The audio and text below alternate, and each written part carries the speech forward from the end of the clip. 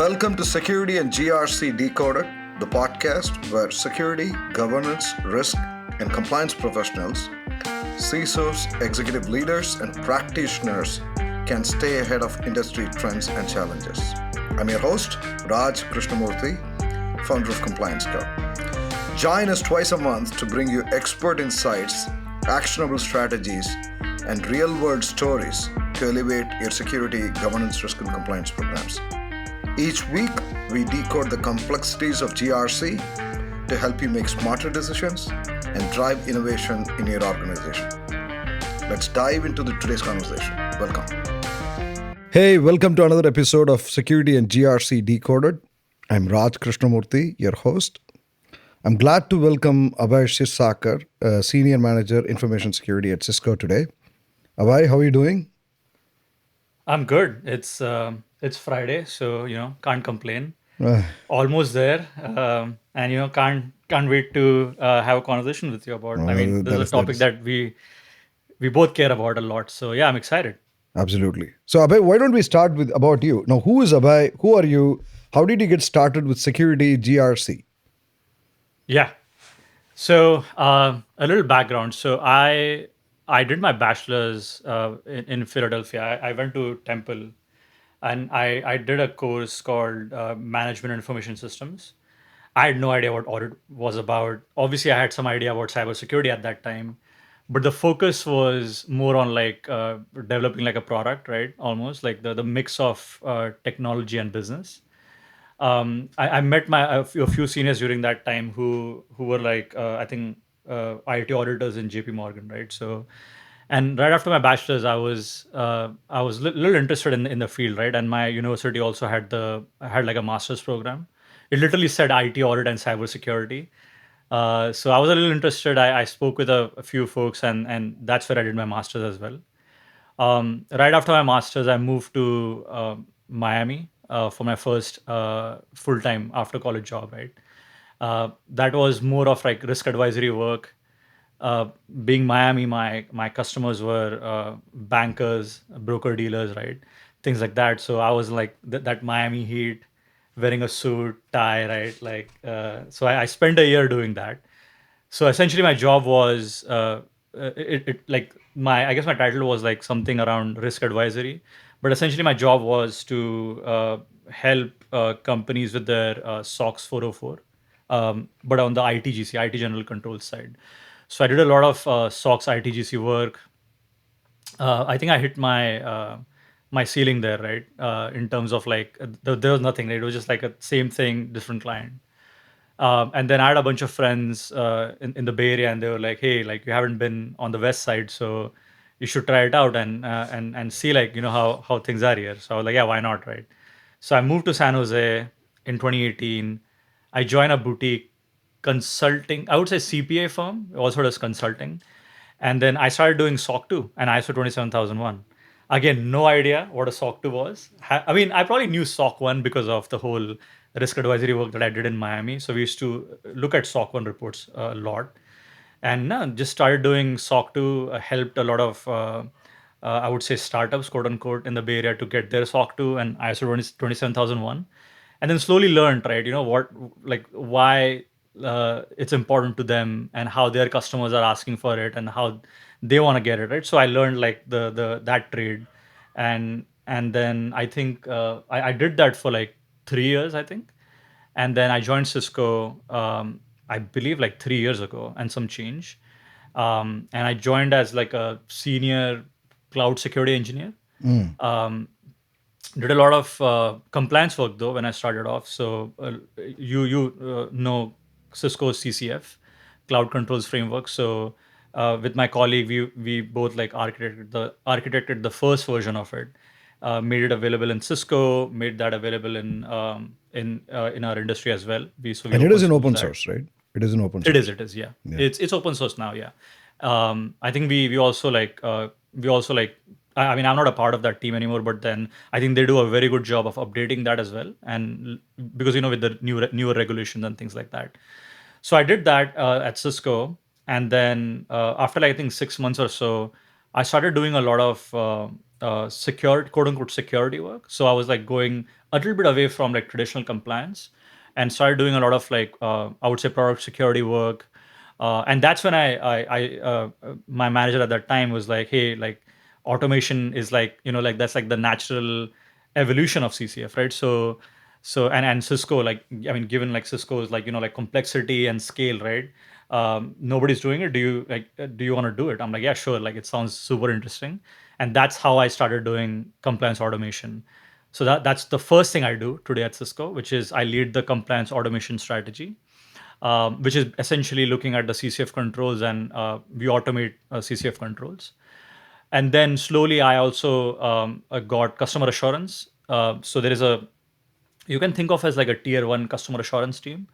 And what we do is we essentially answer any security or compliance questions that our customers have. So that's another thing that I do. And then the third thing that I do is something called as, I also lead a continuous monitoring office. So that has like a FedRAMP angle, and it has also has like a commercial angle. So FedRAMP has this continuous monitoring monthly poem packaging to maintain the ATO, right? So that's something that I do. On the commercial side, we have some high risk controls that we want to monitor every monthly, quarterly, weekly, right, depending on the risk. So I do that as well. And then, yeah, I mean, I'm also involved in some strategic projects. I do a lot of, I did a lot of secure software development framework, SSDF. So yeah, I mean, these are the four things that, I mean, I can talk all day about what I do No, at Cisco, that but is fascinating. So, but these controls, whether they are commercial, FedRAMP, do they all map to CCF, the yeah, Cisco so Common Core? CCF, yeah, so a little bit of CCF, right? So you can think of CCF as like a catalog of controls that is mapped to a variety of compliance regimes, including FedRAMP, as you said. And within CCF, what we also did was we came up with a term called as CCF baseline, which is essentially a mix of SOC 2 and ISO. And internally, the way we look at CCF baseline is that even if you don't have a customer asking you for, let's say, a SOC 2, CCF baseline is our minimum expectation from you, right? If you have a product that we are selling out in the market, or it has some critical data, it's hosting some critical data, right? So it may not necessarily be like a product that you are selling to a customer, but it can be a service that supports actually a main product, right? So even those services, if they're hosting any critical information, so we basically knock on their door and we basically ask them to be CCF baseline compliant.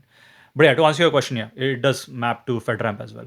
Got it. Oh, that's nice. So, from audit advisory to engineering, security engineering, into compliance automation, CCM, and customer assurance. That's a very fascinating journey.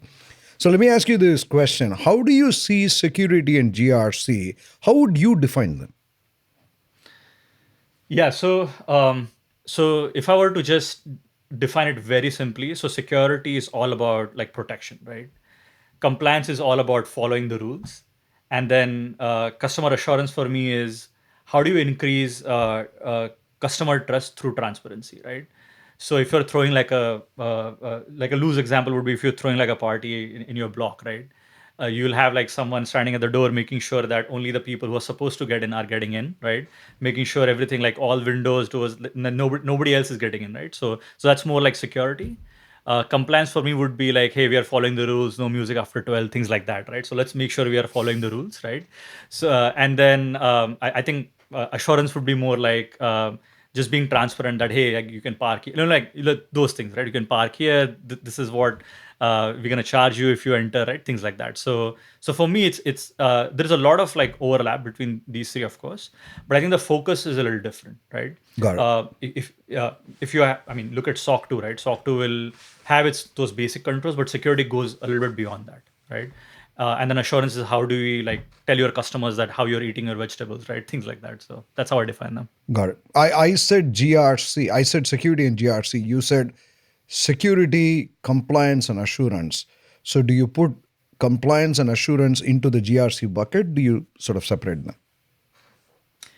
So I think assurance is one of the outputs of GRC. That's how I see it, right? That's like telling your a security story to your customer. Got it. Right.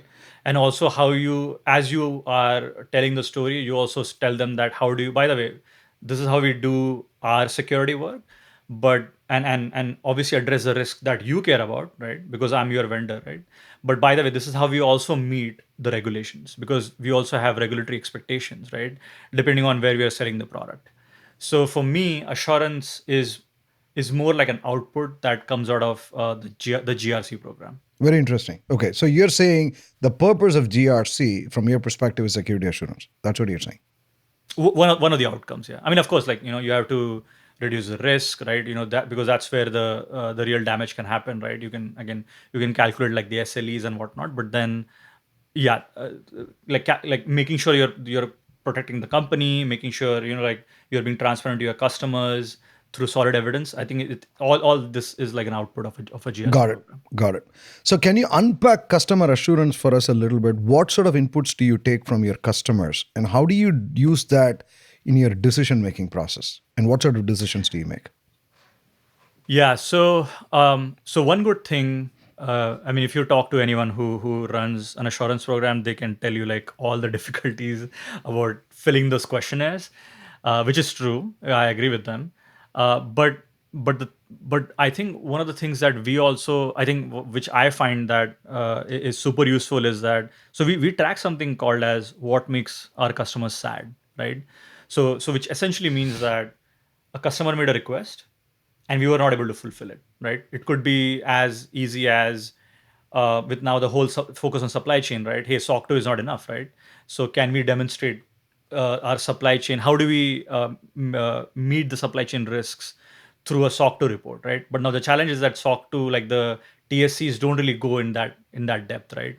So well, that's one metric that I'll capture, and I'll let my colleague who runs the compliance program know that, hey, by the way, I'm seeing an uptick in this whole supply chain questions, right? And it could be because of like the whole geopolitical situation, right? We just, I think I just read about salt typhoon hack the other day, right? So I mean, it's a bunch of things, right, that happens. So I think where it's useful is that what is it that customers are asking, and what is it that we are not able to fulfill through our current current compliance program, right? So that's always good, right? I mean, that input is always almost always appreciated by sales as well, right? Because it's better for them to sort of be prepared, right? Because when they go into these conversations, like when they're about to sell the product, right, these topics are, I mean, security is obviously going to come in, but then which part of the security, right? So it's good. So that's one data that I care about a lot. The other thing that I also track in assurance is something like security influenced revenue, right? Lack of better term, because compliance and through our engagement with customers, we are also helping them sell, right? We are also helping them maintain the ARR, right?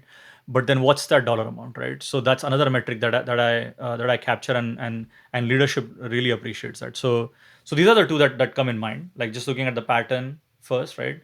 And seeing where the industry is moving when it comes to questions. What is it that we are not able to fulfill today, right? So the compliance program has to sort of think about like the strategy. The third is that how security is helping sell, right? Essentially. God, no, that is very fascinating, and I'm actually I learned something today, right? Customer happiness index. Oh Looking at the yes. customer happiness index. So that's fascinating. So you see this as an integrated approach. You whatever inputs you're getting from customers, you are essentially feeding that back into compliance so that it's a continuous process for you. Is that correct?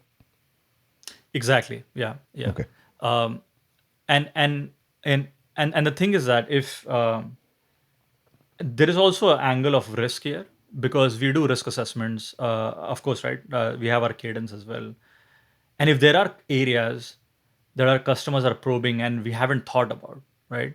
That's another input that goes to the risk team, that hey, like maybe it's worth looking at these gaps, right? If there are any. I haven't seen a lot of examples, but that's another thing that I personally I care about a lot. So Abhay, what do you think are these broad changes that are happening in the industry right now? So some of the things, I mean, of course, like compliance automation is a focus, right? How do we like modernize the way we are doing compliance? I think reducing the engineering burden, that's like in everybody's mind, right? So that's like one thing for sure. And I think within that realm, I think there is also a push to ask the government agencies to sort of look at the possibility of accepting some of these reports, or I talked about like those monthly poem files in like a programmatic fashion, right? So instead of us sharing like these reports like through emails or like their repos, right? How can I connect my system to yours, right? And how can we like integrate that so that I can share that information seamlessly, right? So that's one thing that I'm seeing. So it's not automation just on like in the companies, right? It's also automation like the entire cycle, right? All the way to whoever cares about that report. So that's number one. And the other, I think, other major thing that I'm seeing is transparency, right? So if you look at SBOM and you look at SSDF, right? What they're essentially talking about, government is talking about, is that hey, you're all software producers. We are buying a bunch of software from you, right? But then we need provenance, right? We need to know where is this software being built, right? What are the internal dependencies? What are the external dependencies? If you have any external dependencies, are you using any out of date external dependencies in your in the code, which may impact me, right? Going back to what happened in SolarWinds as an example, right? Or what happened very recently with Salt Typhoon, right?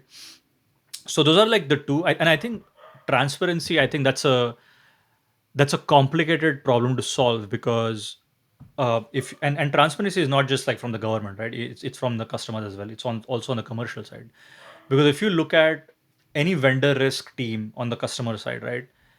If it's a good team, they will always have an assumption that all my vendors they are not doing good security, right? So they'll always dig in deep. They'll always have sophisticated questions, right? And on the other side, like the team that I run, right, we'll always try to make sure that we are obviously being want to be transparent, but we also have our internal policies that restrict us to from sharing information, right? So I can maybe talk about like how we do change management, how we package and build software and ship it out to you. But then if you ask me to pull up my GitHub repo and ask me to like show like the master branch protection settings all the way to like I don't know Git actions and how everything gets packaged, I think that's a little challenging, right? Because for me, I don't want to reveal much because that's also a risk, right? So I think the transparency portion, although it's the right question to ask, it's a challenging problem to solve, right? And I think as an industry, we all should like come together to like maybe like a framework, right? Or maybe like an approach that will work for all the stakeholders. So I would say like automation, transparency, and within transparency, I'll say right now the trend that I'm seeing is more like supply chain security with SBOM and SSDF. Got it. Got it. Got it. Got it. And how do you think companies should adapt to these changes? So I mean, the one challenge, transparency, I frankly don't have like a good answer. But then, through your customer trust programs, right? You can maybe have like a demo of like a test environment, like showing them the process, right? I don't know if that's going to be like an acceptable solution for our customers, right? But then so that's one thing that where I don't know like what the answer is. When it comes to GRC, like when it comes to automation, right? I feel like if you're able to convince the auditors, and if you are able to tell the auditors that hey, I have done my automation, this is how we do compliance in my company, right? And you have all the rights to test the completeness and accuracy of the data. I think that's one way of like winning the trust from the third party auditors. And a similar exercise on the government side, right, where we're telling them that hey, like you can do like the CNA, like the completeness and accuracy test that you want, and that's how they'll be able to, I guess, have more confidence on the data that you're sharing with them, right? um, and also I think telling the security story with risks, right? Because the risk that if you talk about supply chain, the risk that as an example, the government sees, it's very similar to the risk that even we see as a company, right? We also have dependencies on some other like third-party libraries. Even we want to make sure that those libraries are secured, right? So if you mix risk and if we bring risk in the conversation, I think that would be a much more effective strategy of dealing with these all these stakeholders. Got it. So you have come through the ranks of audit and advisory, right, into compliance engineering and assurance. What do Yeah. you see are the differences between what we typically make out of GRC and what you do as you practice in a very dynamic environment like Cisco? Um, not not much of a difference when it comes to like the mindset. Like it's the same playbook, right? When it comes, like, it's the same regulation, so we know the expectations are the same, right? So we all know what to do, right? One thing that we do here, I think very well, is we are very risk and metrics focused, right? And I talked about metrics before as well. So when it comes to risk, right, again, we can't boil the ocean. That's the reality. It's a, you may be working in a similar size company, lot of teams, lot of things to fix, right? But the reality is that there is always not enough budget, like, like not enough like time, right? Things like that. So really knowing what are the risks that you have to treat, right, where you need controls, effective controls, and then how to tell that story up in the chain using metrics, right? um, uh, and I think that's something that, and again, it's a hard thing to do. It's time consuming, right? I mean, if you don't have time, then you can maybe look at the CIS has a RAM, like a risk management framework, which is a little bit more practical, but again, it doesn't like cover the entire like landscape when it comes to risks, right? But it does uh, touch upon some of the important like technical aspects, right, when it comes to like your assets that you're spinning in your environment, things like that. So that's one. And then I think we also do a lot of we also bring revenue in our conversations a lot, right? Because I think we talked about security influenced revenue, right? I think that's super important. I think it's important for the leadership and for especially on the product side to understand like what's the value of not just the assurance team but also like your compliance team when it comes to maintaining the ARR, or if you're going and scoring like a new deal, right? So you're in a pre-sales process, right? So that's another thing that we try our best to capture a lot, and and that's how you also tell sales that, hey, this is how we have been good partners with you, right? This is how much revenue we have influenced over time. So I think those are the two things that come in mind. I want to double click on that. That's a very interesting, fascinating point. I want to double click on that a little bit. So, Yeah. how do you now take that? You're talking about an integrated program from an assurance perspective into compliance, right? I would say broadly say governance, risk, and compliance, GRC. How do you go build this business case with your executive leadership teams? Yeah. So I will focus on four main areas, right? One would be, again, as I said, right, ultimately influencing the revenue growth, right? So using the tasks that we do every day, how does that unlock market access, right? We have products to sell, right? We have, I mean, my company sells products across the world, right? Which means that we also have to meet a lot of commercial and regulatory compliance, right? Depending on which region we are talking about. Some regions are more regulatory heavy than others, right?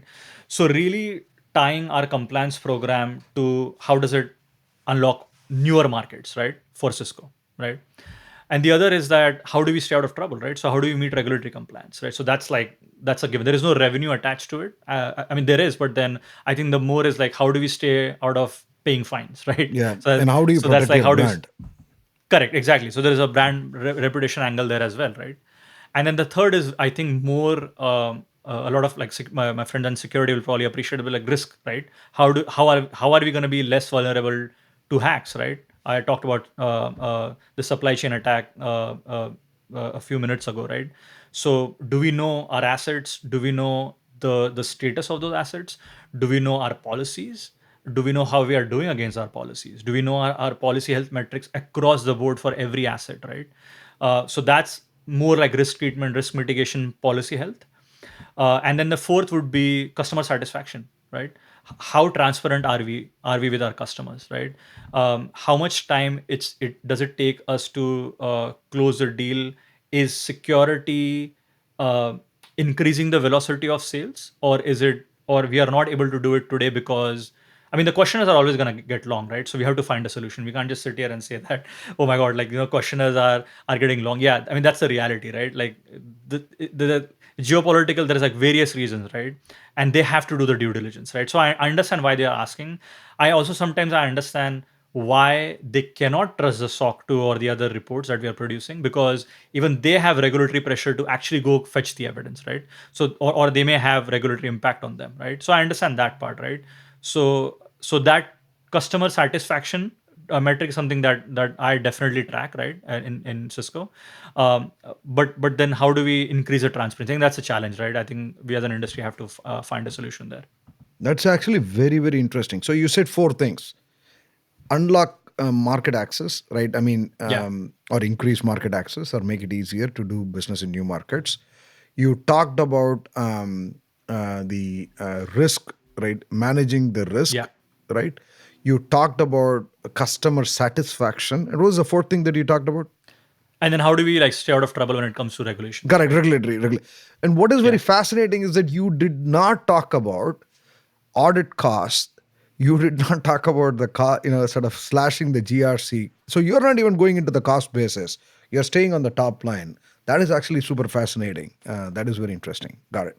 So your Yeah. advice is try to focus on the larger, broader outcomes rather than just talking about cost containment. I think that's what Yeah. I'm hearing. Got it. Beautiful. Yeah. Just know where the business is going, right? No, that's beautiful. That's beautifully said. So I'm sure I think people are going to have some follow up questions and trying to understand what sort of framework you do. But maybe we should come back to another call, maybe sort of dive a little bit deeper on it. But let's Sure. say that the leadership has given you the money to do it. What would your advice be to those security GRC teams that are either inheriting the program or starting new, right? Especially as they sort of grow. What would your advice be? How should they go about thinking about starting these programs? Yeah, so I mean, the first thing would be to do like a good asset, uh, uh, have like a good asset management program. You need to know your assets, right? You need to know what to protect. That's number one, right?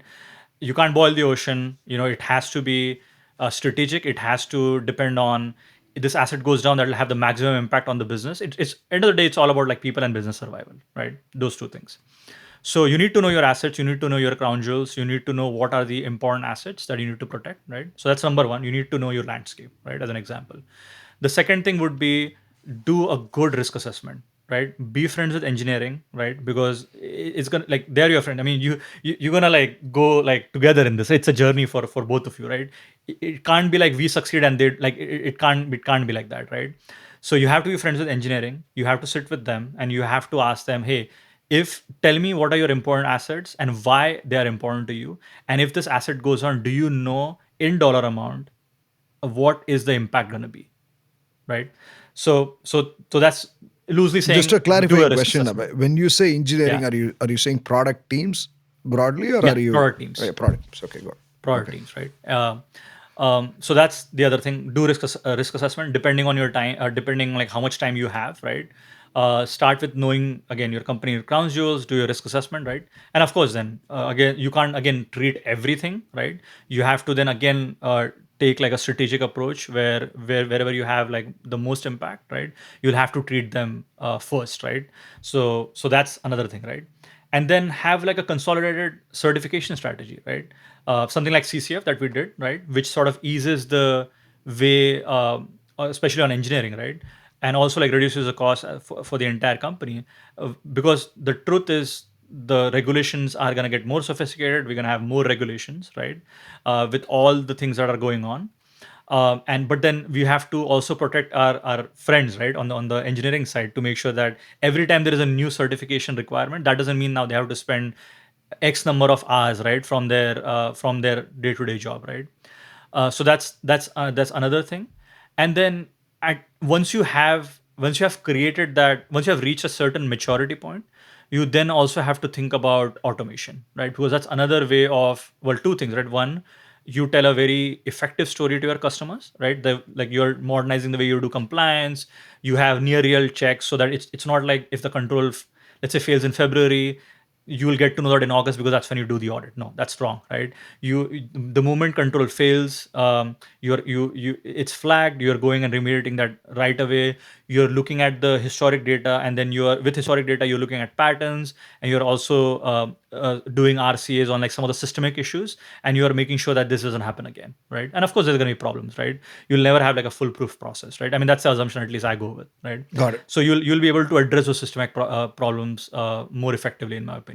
And again, once you do like the process automation, the next will be like the controls automation, right? And once you do controls automation, then next will be the predictive analysis, right? So that's another You have like to keep going journey up. that you'll have to take. And Yeah. do you see this as a waterfall model, or do you see this as a very agile, iterative model? How do you sort of think about how to get quick wins, and how do we continue to build on that progression?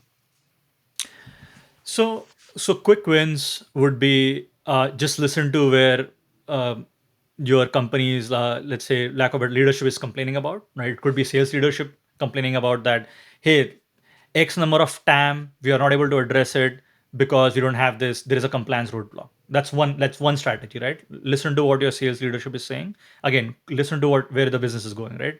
Observe that. And the second would be like where the real risks are, right? Go talk to your security leadership. I'm assuming you are like someone who either inherited or this is like a new program, right? Go talk to security folks and see what they care about, right? And see if there is an overlap. Maybe you can achieve something with like go to market. Maybe you can also address some real risks, right? And the other is like go talk to engineering, right? If what complaints do they have from the way we have done compliance so far, right? Maybe we don't have a consolidated search strategy. Maybe every time there is a audit that happens, you have to go to engineering, and engineering is probably hit 10 times in a year for an audit, right? Which is wrong, right? You need to have a solution where you gather evidence either automatically or you gather evidence once and then you figure out how you can reuse it multiple times, right? And how you can like consolidate all your audits, right? So yeah, have a consolidated audit strategy as well with your search strategy. Got it. Got it. No, that makes sense. So you have a very interesting sort of combination of sort of experience here, right? You've been an engineer, you've been sort of come through the audit ranks, been an engineer, also been a manager, managing the compliance in the automation team. And what would you say to those people that say that, we have already automated anything that needs to be automated? How would you approach this from an engineer's point of view and from a manager's point of view? What advice would you give them to go look for to better their GRC posture? Yeah. So from an engineering, from an engineering mindset, right? I think one thing that I often tell my team is that always challenge the status quo. There is always going to be something that you will find, right? That like a better way of doing things, or maybe there is something that we didn't think of when it comes to like some sort of a solution, right? And create those relationships with your counterparts. It may be like an engineering team, right, on the other side, right? And understand their systems as much as they do, right? Because one thing that product engineering will always appreciate if you actually know the landscape, right? You have done some homework, right? You understand their landscape, you understand their technology, right? Because the conversation then becomes very easy, right? For a compliance engineer to talk to someone on the product engineering side. Uh, Telling you from my first hand experience, right? The time when I didn't know, let's say, what a tenable was, to the time where I knew how to read a tenable reports and how to have that conversations with engineering, night and day difference in the conversations, right? They saw me as like one of their own, like, to lack of a better term, right? So I think if there is some compliance engineer who's trying to I think who has like done all the automation and everything. Again, one thing that I also want to unpack is the word automation, right? Because the thing is that let's say termination control as an example, right? You can have that entire control process automated, but then you can also have automated control checks on top of it just in case something fails, right? So I don't know like where you are in that journey, but if you have achieved everything that you had to, right? I think then the next step would be to actually look at the data, right? Is there any predictive analysis that we can do given the historic data, right? Because each control will have some sort of attributes, right? So if a control has, let's say, three attributes, and let's say attribute A fails, so let's flag them. Let's flag that control, maybe not red, but maybe orange, right? Maybe a control attribute A failing could mean that this control will eventually fail, right? All these like eventually it'll not be a pass, right? So you'll have to learn all that depending on like your landscape, depending on the quality of your control, the way it's designed, right? And the quality of checks you have around it, right? So that's I will do as an engineer, frankly, right? As a manager, I would say relationship building more and more, right? And more understanding the business, right? Understanding the return on control, right? So if I have a control I've implemented, what's the return of control, right? What does that mean to business, right? Does it mean unlocking like new markets? Does it mean maybe not? Maybe it's not helping you on the go to market. Maybe it's helping you addressing risks, right? Which is also also need to reduce your exposure, right? Maybe so. How do you create that narrative and go to your execs and make sure that even they are looking at it the way you are looking at it, right?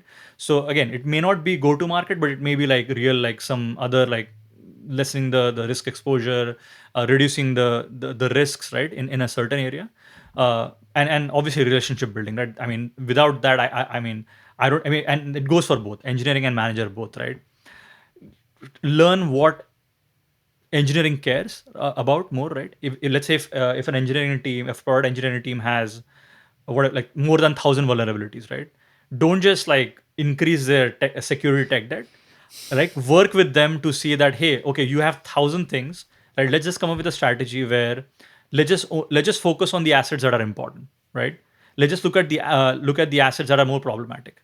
Let's just look at the vulnerabilities that are common, right? So let's look at this and let me help you, right? Help yourself eventually and reduce these vulnerabilities as an example, right?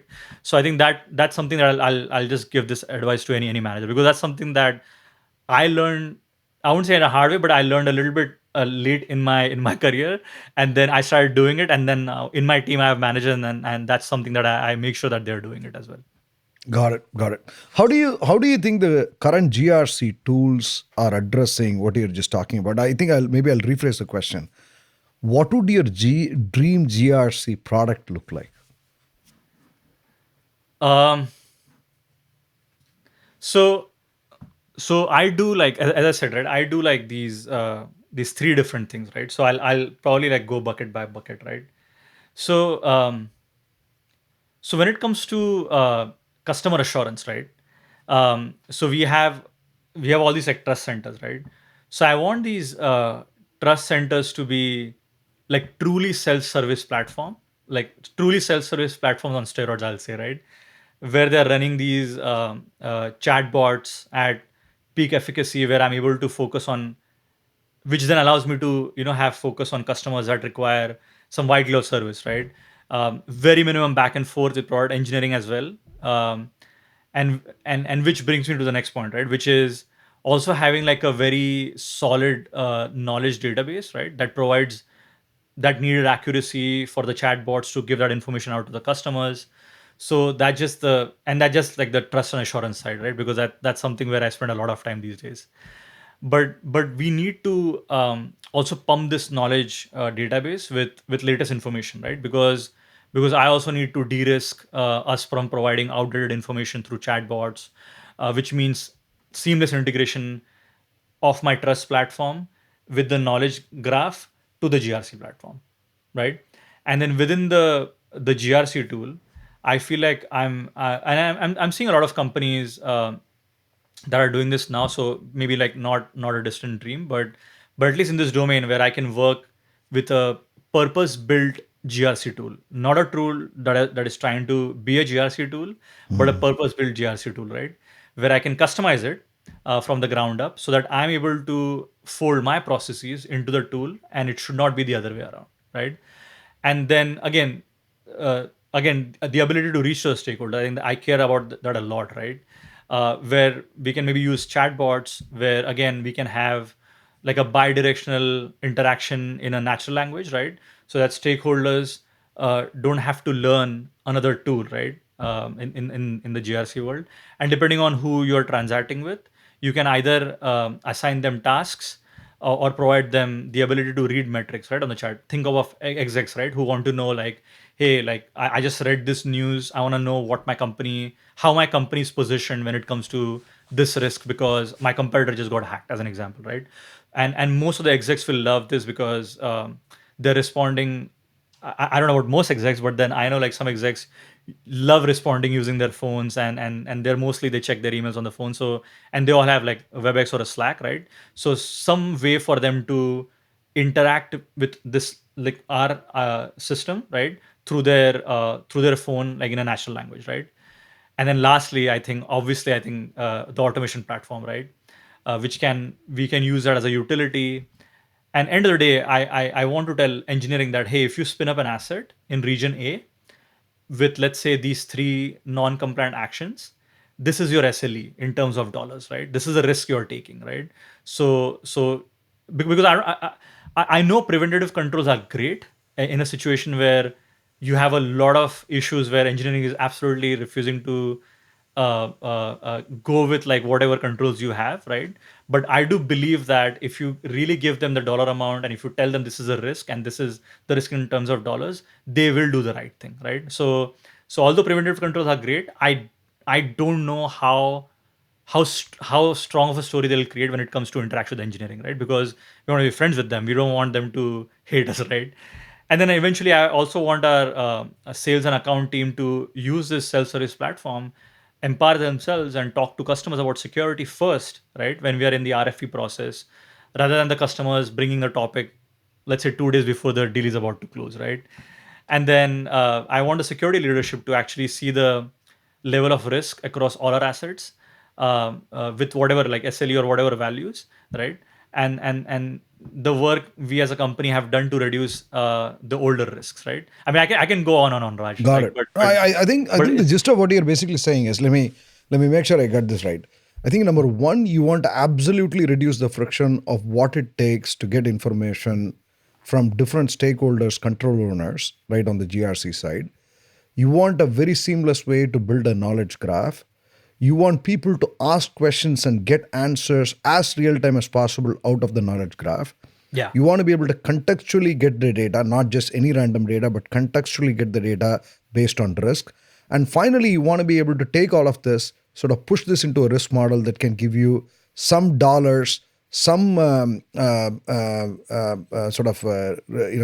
impact and um, probabilities, particularly sort of phrased in terms of dollars, right? yeah. So that you can make better decisions. Did I get that right? Yeah, exactly. I mean, the other example is I talked about vulnerabilities, right? Let's say you have 1,000 vulnerabilities. You take, you look at like if there is any, you look at CISA Kev, you look at EPSS, and you see if there is any intersection, and then you compare your data, and then you look at what against what asset we have that vulnerability, right? Got it. Totally. And the And and then the, and the I mean, that's knowledge like a graph allows no-brainer you at to that do point. so because it's a sort of a multi-relationship structure that allows you to be able to look across Correct. all these different data sets. So in other Gives you words, more context. Yeah. yeah. In other words, I think what I'm hearing from you, sort of, if I have to phrase this, you want this GRC and customer assurance to be almost like an observability plane for security, right? So most of what we are doing in security operations, I think you want to help them, right? And Yes. rather than sort of be a roadblock, right? You want to be an enabler for better security and for better customer success. Roadblock, and also like I don't want us to just like compliance to just to work in a silo, right? Yeah, totally, I think totally. like that data has a lot of useful. I think it can serve as a useful input into the security program, the assurance program, so on and so forth, and Got also it. the other way around. I Got it. believe, yeah. Got it. I think it is actually sometimes very, very difficult for customers to take these big ideas, right? And trying to sort of create movement. So how can they? I mean, and so you don't want to sort of start in one. I mean, you can't just do this in one big bang, right? For example, in my home country, they say in my native language they say this phrase where you don't wait for the ocean to recede to take bath because it never happens. So you have to keep moving, and you'll have to sort of get past the inertia. So what would you advise are those things that they can do immediately in quick succession steps that can establish that trust with the leadership team, right, with the management team, and how can they continue to build on that progress? I think if you're in a situation where you're aware that your leadership has not seen some of the actionable metrics when it comes to risk or anything, I think a quick way for me to win their trust would be to, I mean, as an example, right? If nobody has ever reported that how many assets do we have and what is the risk posture of them today when it comes to, let's say, our vulnerability management, right? Even if I can produce that and they have never seen that, that will actually help gain trust rapidly, in my opinion, Okay. right? So that's one, and the other is like, again, I'm sort of going back again on risk risk analysis because that's like near and dear to me. But I think effective risk analysis. I mean, we do risk analysis for better decision making. End of the day, right? So if we are able to do effective risk analysis where we are recommending some actions again with like good metrics like dollar amount, whatever it could be, right? I think that is another way of but again that will probably take some time.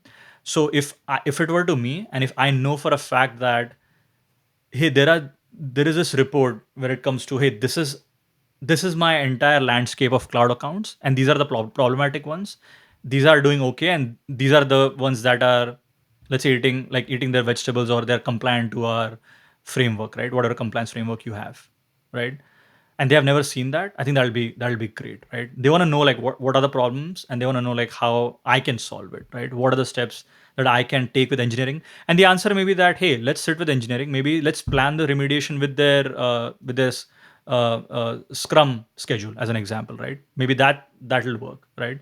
But I think these will be like some of the things that at least I'll do. I'll focus more on reporting the metrics, reporting like some sort of like solid data, right? Because that's what they'll appreciate a lot, especially in a company where it's not easy to get consolidated data, right? So it No, I requires some understand. like work there. I understand. So if I ask you for three things that you can start and you want to accomplish in, let's say, 3 months, what would those things be? Look at what I have done, not what I have, but look at what the previous team has done. Uh, uh, whatever I can do to learn about the landscape very, very quickly, right? Look at what the risks are and come up with a plan. Again, very heavily metrics focused. Come up with a plan on how you can reduce the risk at the same time, how you can also unlock some of the markets where we'll get some X amount dollar of revenue, right? I think revenue and risk for me, and of course any data that talks about customer satisfaction, right? Hey, like this SOC 2 or whatever this report, um, now we like our the number of questions are reduced by X amount. These customers, like, like they were I mean, they're not going to say that they appreciate it, but then the number of questions has gone down, right? Or more, maybe something as simple as security awareness training, or look at security awareness training. Let's see if our security awareness training is also is even effective, right?